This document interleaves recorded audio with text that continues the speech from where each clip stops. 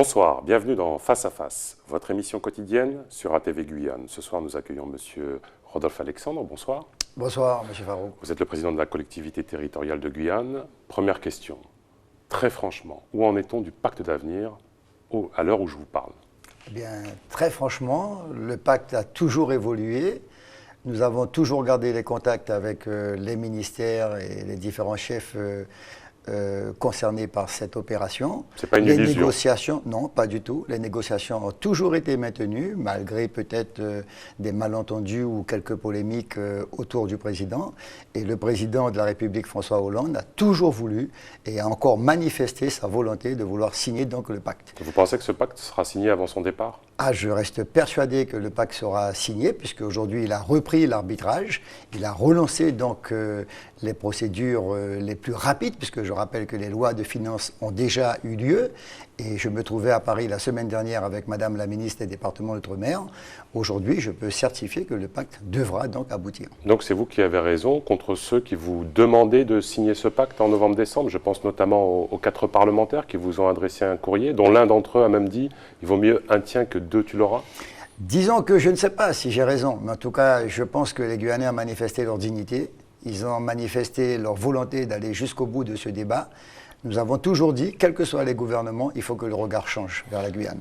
La croissance démographique, le retard structurel, les éléments qui sont propres à des réalités nous conduisent aujourd'hui à avoir une exigence vis-à-vis donc des gouvernements de France. Et donc, il était pour moi important, et je l'avais dit à mes collègues, enfin aux parlementaires, j'avais un problème de conscience sur la signature de ce pacte. Sans langue de bois, est-ce que vous pensez que vous avez été puni sur le montant du fonds d'urgence alloué à la Guyane, qui était de 19 millions, et à la dernière minute, un amendement du gouvernement le fait passer à 10 millions? Est-ce que c'est une forme de punition? Je ne pense pas que c'est une punition. Par contre, c'est un très gros lobbying des Guadeloupéens, des Réunionnais. Et en l'occurrence, c'était une bonne chose d'ailleurs de ne pas signer le pacte, puisqu'en fait, on aurait eu une déclaration à 19 millions, et certainement, en dernier amendement au Parlement, on aurait peut-être perdu ces 5 millions. Donc je reste persuadé qu'aujourd'hui, eh bien, avec les parlementaires avec qui nous avons toujours travaillé, ainsi qu'avec les maires, dont le président M. Richer, je maintiens qu'aujourd'hui, tant que les Guyanais seront regroupés, seront unis, nous serons très forts vis-à-vis du gouvernement. Donc le lobbying qui est parti de la Guadeloupe, un peu de la Martinique, mais surtout de la Réunion, a donc explosé. Les 5 millions, nous sommes maintenant à 14 millions d'euros pour le RSA.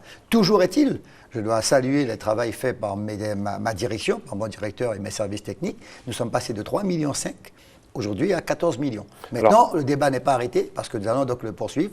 En fait, il faut 50 millions à la Guyane pour sortir du gap, de sortir du différentiel par rapport au RSA. Combien coûte le RSA par habitant aujourd'hui en Guyane? Aujourd'hui en Guyane, le RSA, alors pour la part différentielle qui nous revient, à peu près 255 €, par habitant, lorsque en France, il est à peine à 100 € ou 120 €. Voilà, c'est un montant qui va s'alourdir. C'est un montant qui va s'alourdir puisque nous passerons bientôt à une croissance de près de 3,5%. En gros, aujourd'hui, le RSA sur le budget de la CTG, c'est 146 millions.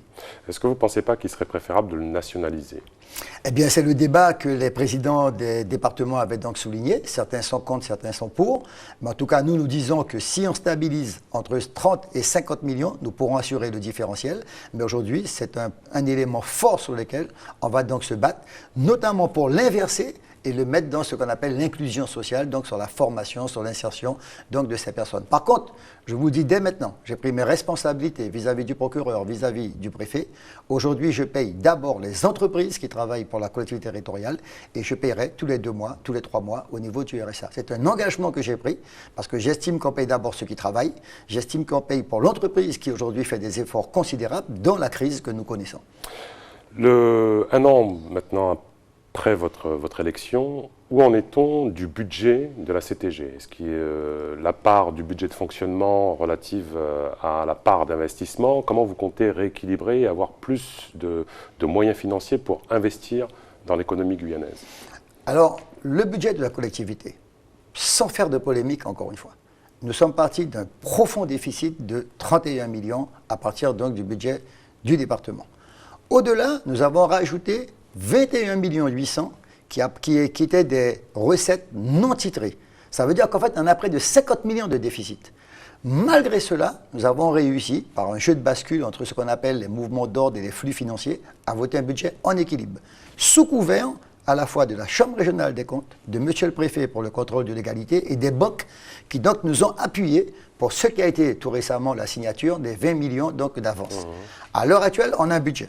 Il est équilibré, il est stabilisé. C'est vrai que le fonctionnement représente près de 75%. Si on ajoute RSA, plus de 145 millions, la masse salariale, plus de 136 millions, c'est combien toutes les d'agents parties d'agents, 3400 personnes. Combien il faudrait d'agents pour que la CTG puisse remplir, le chiffre idéal, pour que la CTG puisse remplir ses missions? Ah, beaucoup moins. À combien vous Beaucoup moins. estimez? Non, mais si je le dis, vous allez dire que demain après, je veux déchouquer les gens. Non, non, non, la non, collectivité. non, vous êtes, Non, disons que pour un territoire aussi immense que la Guyane, c'est à nous maintenant de capitaliser ce personnel. C'est à nous de le territorialiser. Et d'ailleurs, je tiens à souligner ce qui a été fait par toute l'Assemblée, même l'opposition, c'est que nous avons voté ensemble l'organigramme. Ça veut dire que notre collectivité, elle est en ordre de marche. Maintenant, les directeurs généraux adjoints ont été nommés. On va nommer maintenant les directeurs de service, les chefs de service, les cellules. Et j'espère que très rapidement, nous allons donc avoir vraiment une collectivité mais vous en allez ordre de marche. veiller à ce que la masse salariale ne s'alourdisse pas à Eh bien, nouveau. même si je veille, la loi fait qu'il y a automatiquement une augmentation à 0,5 à 1%. Même ce qu'on appelle la GVT, systématiquement, c'est près de 2%. Voilà. Donc, il y aura toujours une augmentation. Là, on vient de donner à tout le personnel de catégorie C une éthique, une justice, un droit, en permettant donc d'augmenter donc les bases indiciaires. Et là, maintenant, je dois m'occuper des catégories A et des catégories B. Mon rôle sera, avec toute ma majorité, de dire en mettant un dialogue social avec les syndicats, il faut qu'on stabilise. Parce que ce qui est important maintenant, c'est qu'on aille maintenant vers l'investissement, qu'on aille vers les équipements. D'où le programme pluriannuel d'investissement qui a été fait. Mais je tiens à dire une chose. La principale priorité de ma majorité, c'est qu'aujourd'hui, on doit regrouper tout le personnel sur le bâtiment du CAR. Je parle pour ceux de l'île de Cayenne. Pourquoi? Parce que tant qu'on ne sera pas véritablement coordonné autour d'une structure essentielle, spatiale. On sera, voilà, spatiale. Vous êtes le président de Guyane Rassemblement. Droit dans les yeux, vous allez soutenir qui aux élections présidentielles? Ah, M. Farok, vous êtes trop pressé. Je dois passer par ce qu'on appelle, avec mon parti, avec mon mouvement, toutes les rencontres, les séminaires ont commencé. Il y aura un appel à candidature, il y aura des choix qui vont être faits et nous aurons le courage de venir vous le dire. Aura des candidats aux élections législatives? Eh bien, c'est tout le débat qui a commencé à l'heure actuelle. Il y a des candidatures qui émergent, il y a des tendances qui se portent vers tel ou tel camarade ou sympathisant ou autre. Et le débat, je pense qu'il faut le laisser faire. Moi, je peux dès maintenant vous annoncer que je vais descendre, donc, on va dire, dans la fosse avec tous les camarades. Je vais être président d'honneur, mais je souhaite aujourd'hui que véritablement ce mouvement ait un nouveau secrétaire général, un président, un trésorier, et que véritablement je prenne de la distance par rapport donc, à l'ampleur de la tâche. Rapidement, insécurité et migration, quelle est votre position? Eh bien, insécurité et migration figurent dans une partie du pacte, notamment vous comprenez que la population se l'insécurité. tourne vers vous, vous êtes un peu considéré comme le président de la Guyane aujourd'hui, donc il y a vos administrés qui vous appellent en disant l'insécurité est en train de saper le lien social. Tout à fait, ben, c'est un des points sur lesquels nous avons de nombreuses discussions avec Monsieur le Préfet, avec les ministres. Aujourd'hui, nous sommes arrivés dans une situation qui est intolérable, qui est insoutenable.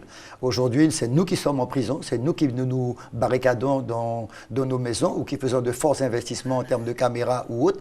Il faut éviter cela. La Guyane est un pays de cordialité, un pays de tolérance, un pays de migration également, mais je crois qu'on a franchi le cap.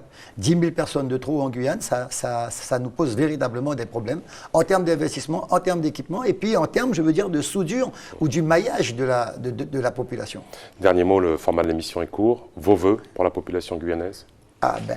Je voudrais souhaiter à la population guyanaise de réaffirmer notre foi en la Guyane, que nous soyons fiers, que nous soyons dignes, que nous portions notre conscience sur les atouts, les potentialités de notre pays. Je voudrais vraiment, au-delà de la santé, au-delà de tous les vœux que l'on peut apporter dans cette période charnière, c'est de nous dire, malgré les difficultés, nous sommes capables, si nous sommes unis, nous sommes solidaires, nous sommes dans la générosité, de réaliser ces plus grands défis qui vont nous occuper dans les prochaines années. En tout cas, à tous, mes meilleurs vœux et bonne année. Merci, Monsieur le Président de la CTG, d'avoir participé à cette émission. Merci de l'avoir suivi. Les programmes continuent sur ATV Guyane. À bientôt.